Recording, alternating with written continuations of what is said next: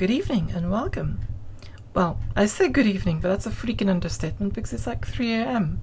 and it's been a long day, so excuse any roughness.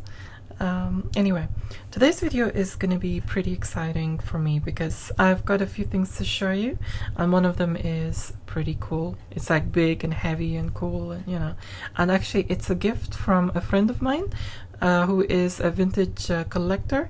So I have to say muchas gracias, mi amigo, and you know who you are.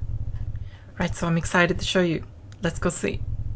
You all have seen these things, around, and they're making a bit of a comeback these days. Now this is one of mine from way back in the 80s. I mean, and this is like this very same one is from before I was born. It's actually my father's, and it's got like all the 70s hits on it, which have been recorded from a microphone somewhere. So that's like a relic now in our family. Now you're probably wondering why I'm showing you these cassettes. Now the answer will be revealed soon. Well, just one more. This little cute thing. It's so tiddly. There's only one reason why this is here amongst this collection, and it's because it's so freaking cute. Now bask in its cuteness. Bask. As you can see here, I just could not resist it. It's just tiny. It's adorable. And yeah, it's fully functioning, but I just don't have a player. However, I just could not resist. Right, so you have the audio cassettes like this, which many of us know and love even these days. But then you also have this one here. Now what is this, I wonder? It's pretty cool. I mean, it's the same company, it's Philips. And also there is another one here, which is kind of so big it doesn't fit on the freaking table. So this is kind of like, I mean, this is not an advertisement for Philips. It's just kind of what I have. So this is for those of you who do not know, for those of you who you're gonna recognize it instantly. So both of these are the reel-to-reel. Now, right, these are actually quite expensive these days because they're going, they're relics, and they don't make them anymore. So I managed to find a few for a good price. So I got these two and a couple of others too. Now this one is basically the same thing. So you have a 5-inch reel here, and you have a 7-inch reel here, but they're both basically the same. Now you are wondering why I probably bought these things. Now the answer will be revealed in a couple of seconds for you. Right, so this thing is the Akai hold on, wait. No, it's the Akai GX260D. I'm not good with model numbers, especially at 3:30 a.m. Right, so what I will do with this is I will switch it on here and I will install a reel in this thing. Right, so let's put a reel in this thing. Now this one I managed to get from eBay quite cheap because it's kind of, I think it's an X stock of something, and it's untested, so I don't even know if it works or not. I don't even know if I can record on it or not. But the reason why I actually got this one is because I've always heard that in the 7-inch reels, the metallic reel is actually rare. So let's kind of, I think you have to put this notch here, and then you kind of just slip it in and then push so it kind of, I'm talking as if I'm teaching you how to do it. Rest assured, I'm not. So you reel-to-reel professionals out there, go easy on me because I'm kind of like new to this. So I will get stuff wrong. So I'm discovering this myself. So as far as I know, you take this out, you put this here, under here, and you unwind it up there. Kind of like reminds me of threading a sewing machine, except it's actually easier than threading a sewing machine. And then you just turn this here, and take a bit in, and then you hold that against there, and then you turn it once, and you let go, and that's just enough for it to actually. And let's see what's on this.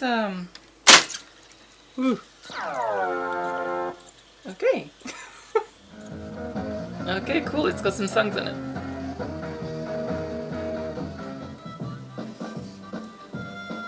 So some of these I do recognize. Okay, so okay, for some reason this is just playing backwards rather than playing the other side.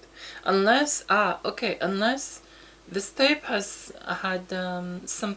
The way it's been recorded is it's used all the tracks on the tape rather than, you know, side A, side B. It's just recorded. Yeah. If you could read my mind, love, what a tale my thoughts could tell. Just like an old time movie about a ghost from a wishing well. Right, it's the next day and I decided to kind of do the second half of this video today because I was sort of flaking out last night. It was like 3 a.m., 4 a.m. I think I slept. So it was kind of a bit much. What I'm going to do today is I put this here. It's not going to be its permanent place. So basically this is still in need of a restore. Like I'm going to have to open it all out and replace capacitors and replace variable resistors, things like this. But for now it's working good. There's got a few hiccups, so you know that's to be expected. But after a restoration job it should be fine. What I'm going to do right now is demonstrate some recording. Here I have my reel-to-reel tapes. This is just a few of them. These are the ones which my friend gave me. And you see there's a few here. There's TDK ones. There are a couple of unbranded ones. And of course this tiny little Diddy one, which is kind of cute. And I got some other ones from eBay because I know I'm going to be recording a lot. I love recording. The metallic one which we were discovering what was on it last night and found some nice treasures. I decided to get these Philips ones because they were kind of going for a good price. Actually, there's something which I would like to know. Right, so I have this Scotch one and it is 1800 feet. That's the length of the tape. It's 7-inch reel and it says long play. Now this one is TDK, the same 7-inch reel, 1800 feet, and this one is not long play. So what's the difference between a tape that says long play and one that doesn't say long play? This is what I don't understand. Is it different? There's a different chemistry in it? What is it? Anyway, this is AGFA. I remember having cassettes like this. And this AGFA, as far as I know, doesn't exist anymore. Actually, when we used to be in university in the darkroom, we used to use the AGFA film developer. And that's one of the reasons why. So I've come across this quite a lot. And this is actually brand new. It's been unopened. So this is kind of cool. I don't have the heart to open this one and use it. I think only if I have to, I'm going to use this one.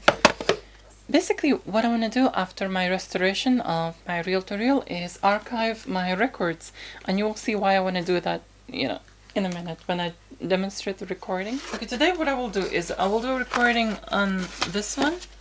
Right, so first things first, let's switch everything on. And this, of course. And then install the reel.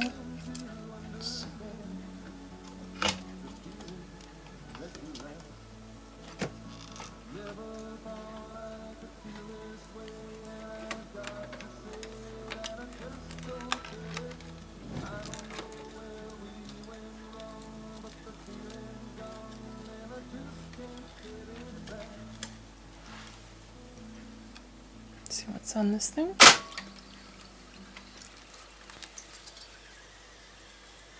Let's monitor it.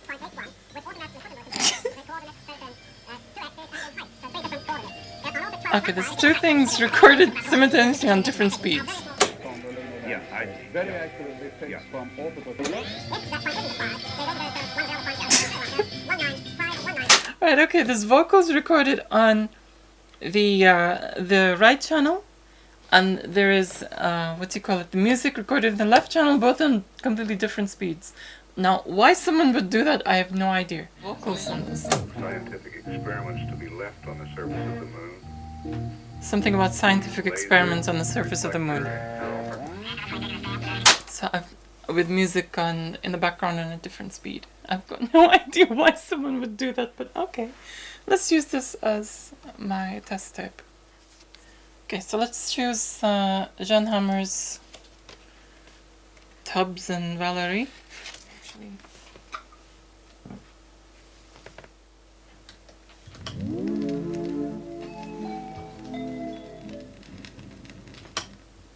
okay, so what you have to do is hold this in and then press forward.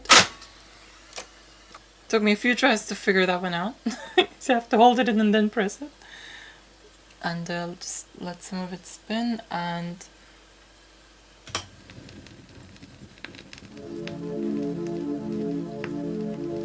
that's recording.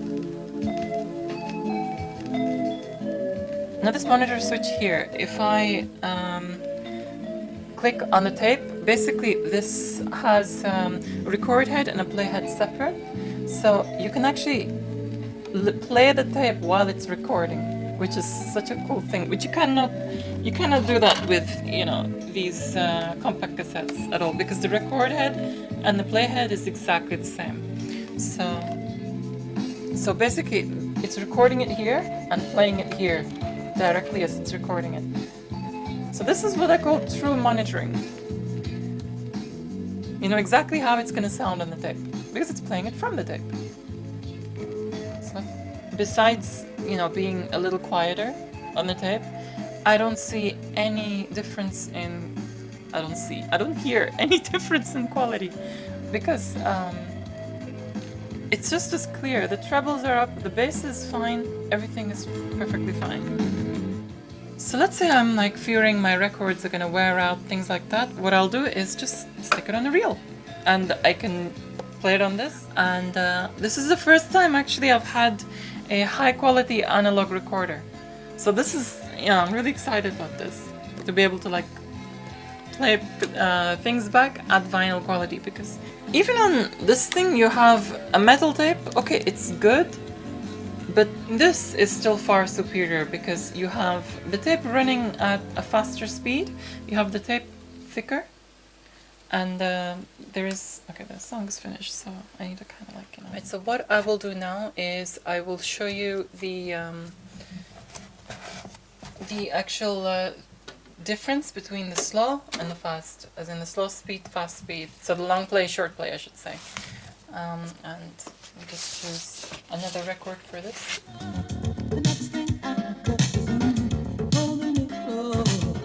Right, so what I will do there is cue that, get the sound check on this.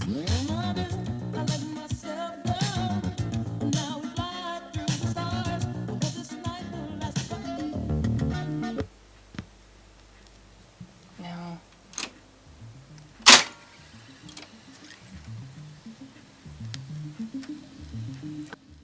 I don't know, I just love recording. I mean, whether it's recording on cassette or on here, I just love recording. It's just something I like making cassette compilations or compilations and things like that. So I'm gonna have a lot of fun with this thing. Now let's monitor from the cassette itself. Now listen to the trebles.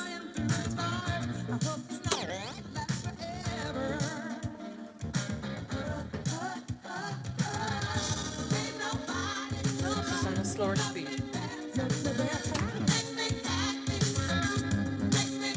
You hear that?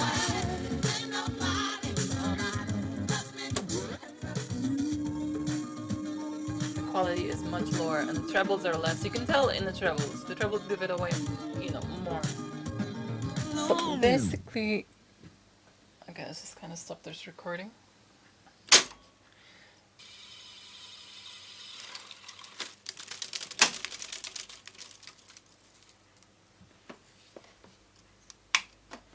I'm already feeling at home with this thing. Oh, I'm so excited. I don't know what it is with me. I like recording. So, as I just said, I'm gonna have a lot of fun with this thing. Once it's restored, I'm gonna record my favorite records, all on the compilation on these reels. I would like to thank you all so much for joining me in exploring this reel-to-reel recorder, and I noticed also that many of you have enjoyed my vintage Marantz amplifier repair series. So I think I will do a similar series or a similar video or two on the restoration and repair of this reel-to-reel. It does need some work, like replacing capacitors, belts, and variable resistors, things like this. And of course a bit of a cleanup too. Also, thank you so much for liking, for sharing your thoughts in the comments, and also for subscribing for more. For now, I will say adios.